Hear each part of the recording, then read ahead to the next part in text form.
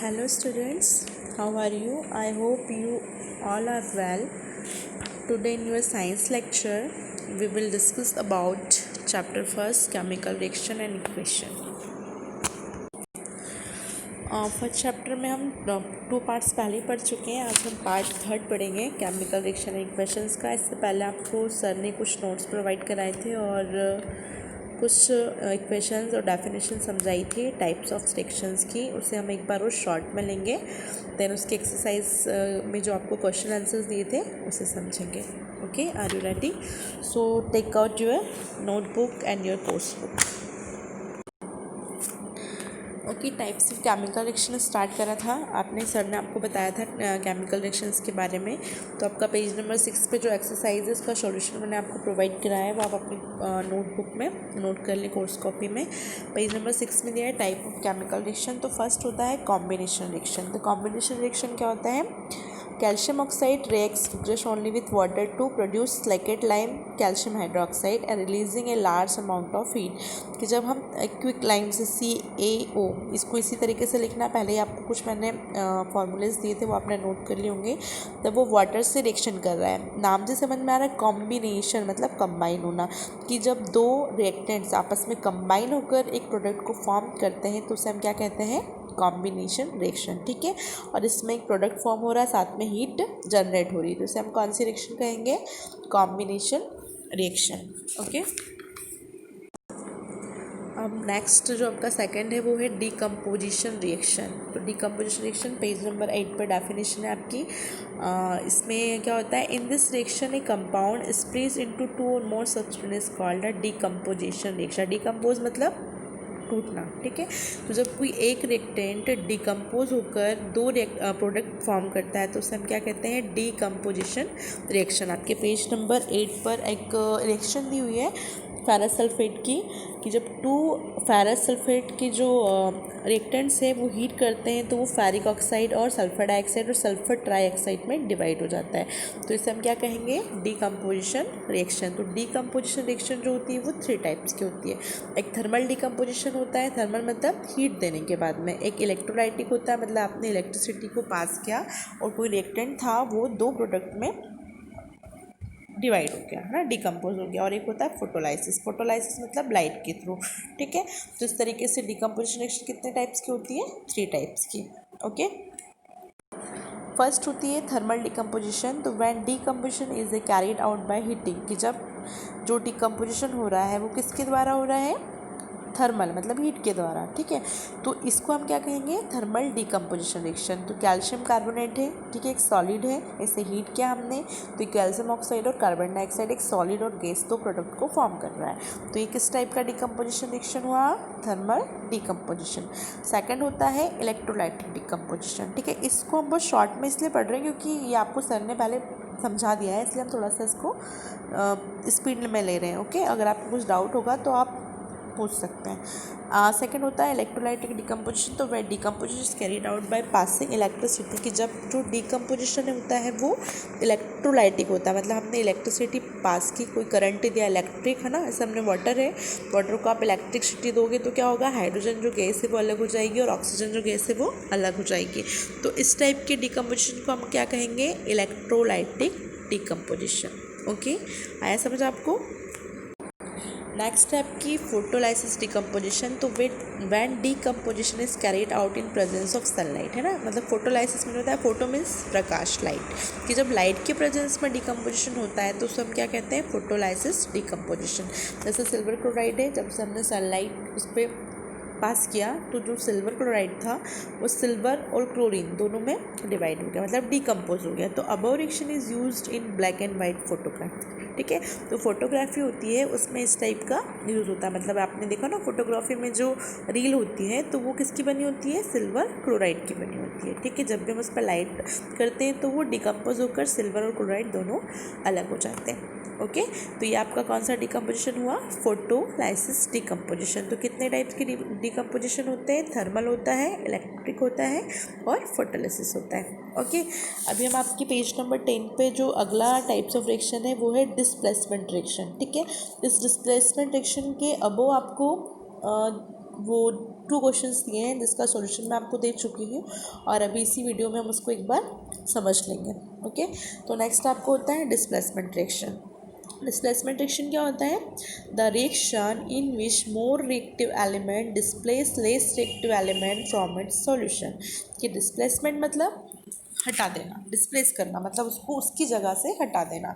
तो ठीक है, कोई रिएक्टेंट है, ठीक है, पहले वो किसी और के साथ में रिएक्ट कर रहा था, उसके बाद उससे मोर इफेक्टिव कोई आता है और उसको हटाकर खुद उसके साथ में जुड़ जाता है। तो इस टाइप की जो रिएक्शन होती है उसको हम क्या कहेंगे?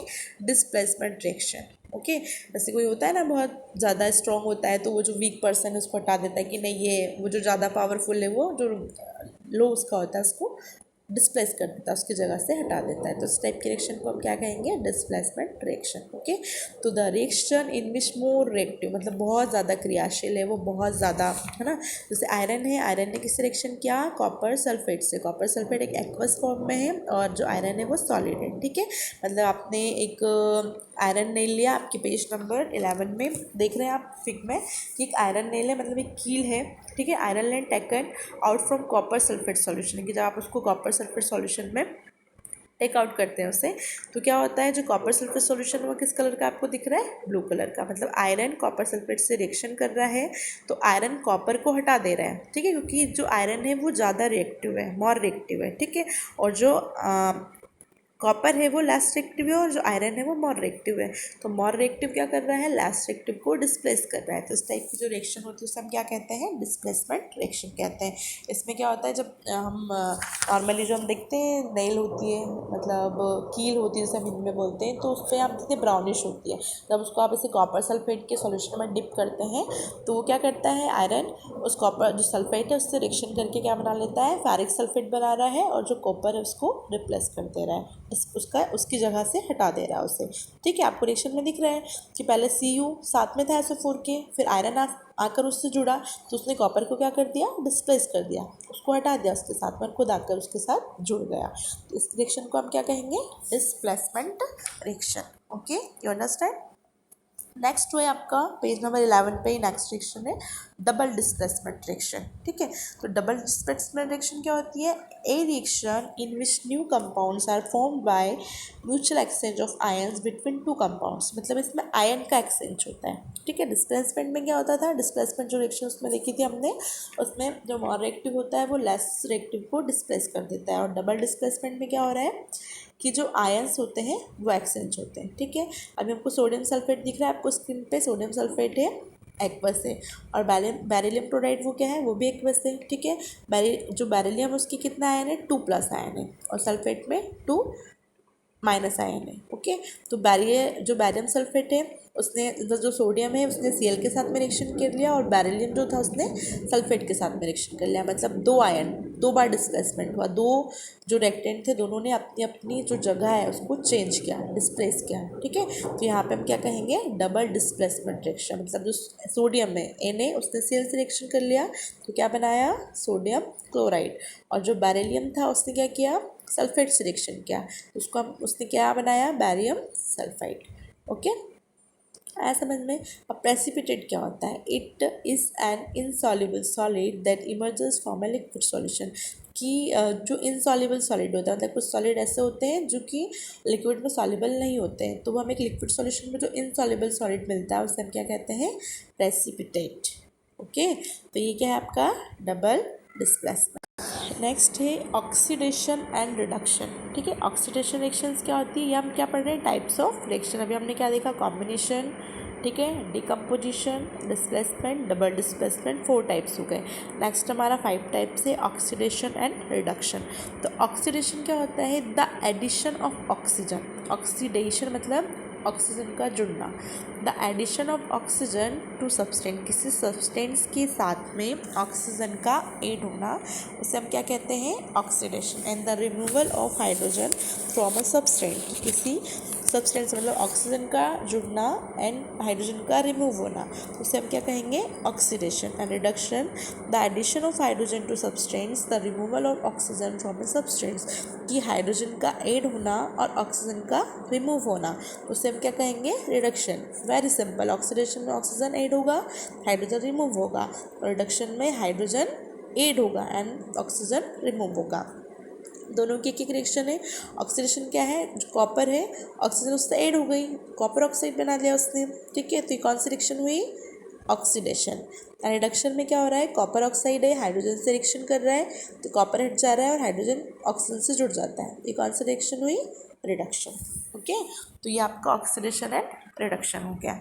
अब नेक्स्ट आपका पॉइंट आता है कॉरिजन, ठीक है। Effect of oxidation in life, कि ऐसे ऑक्सीजन का किसी सब्सटेंस से आकर जुड़ जाना। इसके हम दो अपने डेली लाइफ में एग्जांपल देख रहे हैं।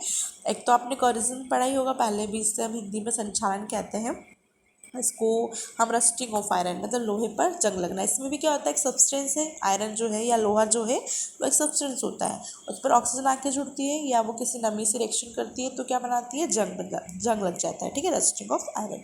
तो कॉरिजन क्या होता है, when a metal is expose to substance such as a moisture, air, water, acid, it's for some time a layer of oxide is formed which weakness the metal, hence metal said to be corrode, ठीक है। कि जब भी कोई substance है वो moisture से ना, नमी से, हवा से, पानी से या किसी एसिड से रिएक्शन करता है तो क्या हो जाता है, वो कॉरस, संक्षारित हो जाता है, मतलब वो डैमेज हो जाता है। ऐसे जैसे आप ना इसके अलावा भी देख सकते हैं, जैसे आप सिल्वर है, सिल्वर पे भी देखा आपने कि वो काफ़ी टाइम की होती है तो वो ब्लैक हो जाती है, या आपने जो कॉपर के बर्तन देखे होंगे, तांबे के बर्तन देखे होंगे तो उस पर आपने ग्रीन लेयर देखी होगी, तो उनमें क्या हो जाता है, कॉरोजन होता है। इसके एग्जाम्पल आपको 3 दिए हुए हैं। एक रस्टिंग ऑफ आयरन है, ठीक है, लोहे पर जंग लगना, ब्लैक कोटिंग ऑन सिल्वर कि सिल्वर का काला पड़ना, and green coating on copper की जो कॉपर होती है उस पर ग्रीन परत का चढ़ जाना, ठीक है। तीनों एग्जाम्पल आपने अपने डेली लाइफ में देखे। अब आपका इस चैप्टर का जो लास्ट बचता है वो होता है रेसिडेंटी, ठीक है। रेसिडेंटी क्या होती है, वेरी इजी है ये, आपने अपने डेली लाइफ में देखा, आपने चिप्स परचेज किया है ना शॉप से, तो आपने देखा है जब वो काफ़ी पुरानी हो जाती है तो उसका जो टेस्ट होता है वो चेंज हो जाता है। तो रेसिडिटी क्या होती है, the oxidation of fats and oils when exposed to air is known as रेसिडेंटी, मतलब जब भी वो एयर से कोई भी ऑयली चीज़ है या फैटी चीज़ है जब उसमें एयर लग जाती है या वो एयर के कांटेक्ट में आ जाती है तो उसका जो स्मेल होता है या उसका जो टेस्ट होता है वो बैड हो जाता है, ठीक है ना। टेस्ट अच्छा नहीं लगता। जैसे अभी आप देखते हैं बारिश के टाइम में जो बिस्किट वगैरह या चिप्स हैं तो ऐसे और भी कुछ खाने की चीज़ होती है तो उनका जो टेस्ट होता है वो ख़राब हो जाता है। क्यों हो जाता है, क्योंकि वो ऑक्सीजन के कांटेक्ट में आ जाता है, ठीक है, उसका ऑक्सीडेशन हो जाता है, मतलब उसके अंदर आकर क्या क्या जुड़ जाती है, ऑक्सीजन जुड़ जाती है, जैसे हम क्या कहेंगे, रेसिडेंटी। ओके, ये आपका चैप्टर फिनिश हो गया है। अब इसकी एक्सरसाइज हमारी कुछ हमने कर ली है, 5 क्वेश्चन मैंने आपको दिए थे और अभी नेक्स्ट आगे का नेक्स्ट वीडियो में मैं आपको उसे समझा दूँगी। ओके,